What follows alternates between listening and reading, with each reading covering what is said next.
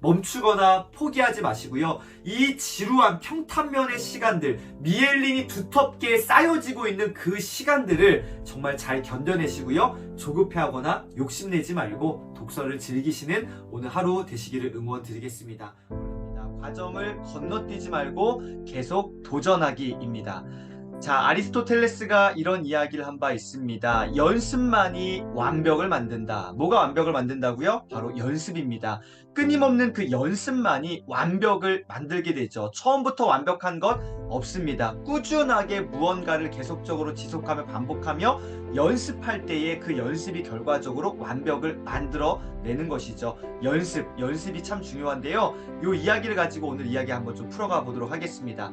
자, 자기 나름대로 오랫동안 독서 훈련을 해온 이들은 퀀텀 독서법을 접하게 될 경우 퀀텀 점프를 하게 됩니다. 서서히 변하는 게 아니라 급작스럽게 변화하는 이런 것들을 경험할 수 있게 되는데요.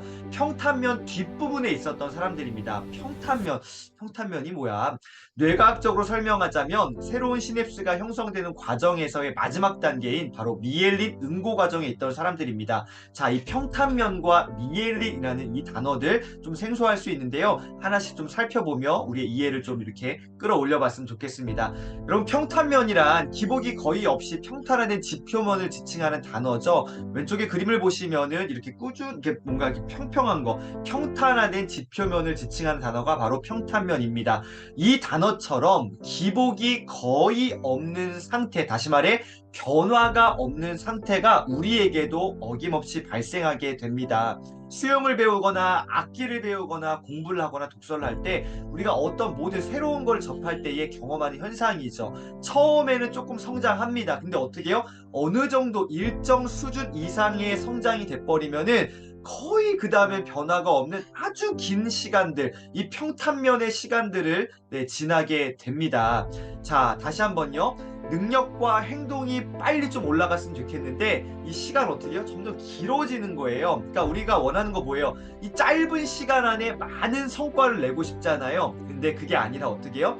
이 평탄면 너무 길어지는 거죠. 그러니까 너무 힘들고 답답하고 여기서 막 포기하게 되는 이런 일들이 많이 일어나게 됩니다.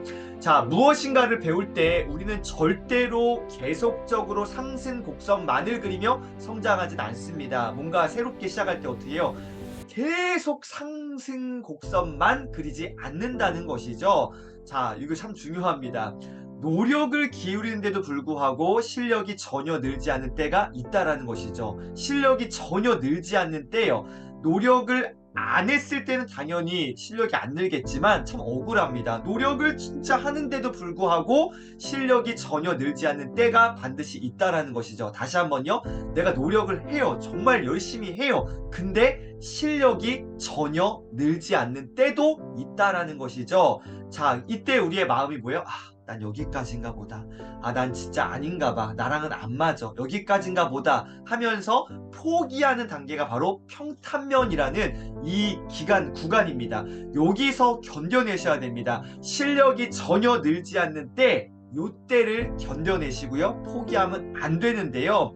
우리 뇌의 뉴런들 사이에는 수많은 시냅스가 형성되어 있고 지금도 형성되고 있습니다. 특별히 독서를 많이 하는 사람들은 매일 새로운 시냅스가 생성되고 끊임없이 만들어지고 있습니다. 독서를 많이 하는 사람들요, 새로운 시냅스가 매일마다 생성되고요, 끊임없이 만들어지게 되는데요. 자, 여기서부터 좀 중요합니다. 그런데 이 시냅스들은 생기자마자 어떻게 해요? 바로 전기화학적으로 딱 연결되는 것이 아닙니다.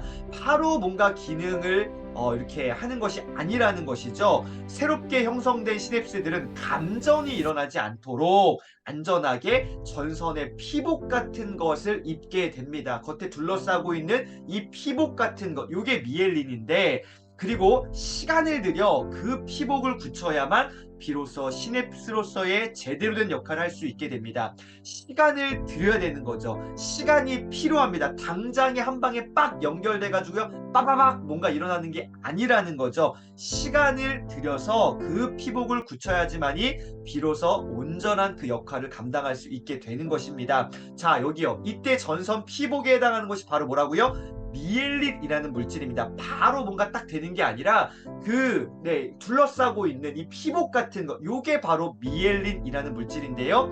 성장 곡선의 평탄면 같은 인고의 시간이 필요한 이유가 됩니다. 우리 이 미엘린을 두텁게 만드는 미엘린, 이 전선 피복에 해당하는 이 미엘린을 두텁게 만드는 이 시간들, 이 기다림의 인고의 시간, 이 평탄면, 요거를 좀 견뎌냈으면 좋겠는데요. 자, 한번 정리해 보겠습니다. 우리가 뭔가를 배우거나 새롭게 익힐 때 실력이 처음부터 향상되지 않고 어떻게 해요? 평탄면이라는 지루한 시간을 통과해야만 합니다. 평탄면이라는 어떤 시간이요? 참 견디기 힘든 지루한 시간이요. 노력을 하는데도 불구하고 성장이 느껴지거나 실제 성장하지 않는 그 지루한 시간을 통과해야만 합니다. 자, 이게 참 중요해요. 이 과정을 거쳐야 우리는 제대로 된 그 실력의 도약을 경험할 수 있습니다. 온전한 그 도약을 경험할 수 있어요. 어떤 과정이요? 어떤 과정이요? 평탄면이라는 지루한 시간을 통과해내야 하는 이 과정 말입니다. 당장에 그냥 건너 떠버리고요. 막 갑작스러운 빵 향상하는 거, 그거 건강하지 않습니다. 정말 천천히, 아니요, 오히려 정말로 그 성장하지 않는 듯한 지루한 시간들을 통과해야만 합니다. 이 과정을 무시하면 안 됩니다. 자, 그래서 오늘의 결론인데요. 당장에 눈에 보이는 효과가 없다 하더라도 당장에 내 눈에 보이는 효과, 내가 이만큼 했는데 왜 나에게 이런 효과가 없는 거야? 성과가 왜 당장 안 나타나는 거야? 그러더라도 어떻게 해요? 멈추거나 포기하지 않고 계속적으로 노력을 기울여 봤으면 좋겠습니다. 멈추거나 포기하지 않고 계속적으로 노력을 기울여야 한다. 절대로 조급해하거나 욕심을 내면 안 된다. 조급해하는 원인과 이유가 다양하게 있겠지만 대부분은 다른 사람들과의 비교에서 이 조급함이 나오게 되죠. 아, 저 사람은 이 시간에 이렇게 성장했는데 나는 왜 안 돼? 아, 저 사람은 지금 독서력이 막 향상하는데 나는 왜 안 될까? 자꾸 조급한 마음들이 생기는 거죠. 근데 여러분, 조급해하지 마세요. 마지막은 다 똑같습니다. 누구가 빨리 성장하고 누군 좀 늦은 거예요. 어렸을 때 아기들 크는 거 보세요. 여러분도 이렇게 성장했잖아요. 처음에 태어나자마자 걸어다니는 애 있습니까? 없어요. 근데 어떻게 처음에 누워있다가 뒤집기 하잖아요. 근데 뭐 100일 만에 뒤집었느니, 우리 애는 70일 만에 뒤집었느니, 우리 애는 200일이 됐는데 아직 안 뒤집어요. 안 뒤집으면 어떻습니까? 그러다 어떻게 또 일어나서 기고 뭐 일어나고 걷다 보면은 다 우리 걷게 되잖아요. 조급할 필요가 없다라는 것이요. 욕심을 내면 안 됩니다. 자, 오늘 결론. 독서를 즐기는 마음이 필요합니다. 고수보다 뛰어난 사람은 뭐 하는 사람이에요? 즐기는 사람입니다. 독서를 뭐요? 즐기는 마음이요. 우리가 독서하는 여러 이유와 목적들이 있습니다. 우리가 하고자 하는 어떤 방향성들이 있겠죠. 내가 뭐 정보를 얻는다든지 뭔가 내가 써먹는다든지 이 문제를 돌파한다든지 등등등등의 다양한 이유와 목적들이 있습니다. 자, 그런데 그런 목적들 중요합니다. 하지만 그 이전에 어떻게 해요? 독서 자체가 너무 행복한 거예요. 독서하는 그 순간이 너무너무나 내가 만족감이 있고요. 행복한 거죠. 즐기는 그 마음이 있었으면 참 좋겠습니다. 그래서 독서를 하는 내 모습을 내가 바라볼 때 너무 내가 사랑스러운 거죠. 독서를 정말로 즐기는 그 마음을 한번 오늘 다시 한번 이렇게 좀 붙잡으셨으면 참 좋겠습니다.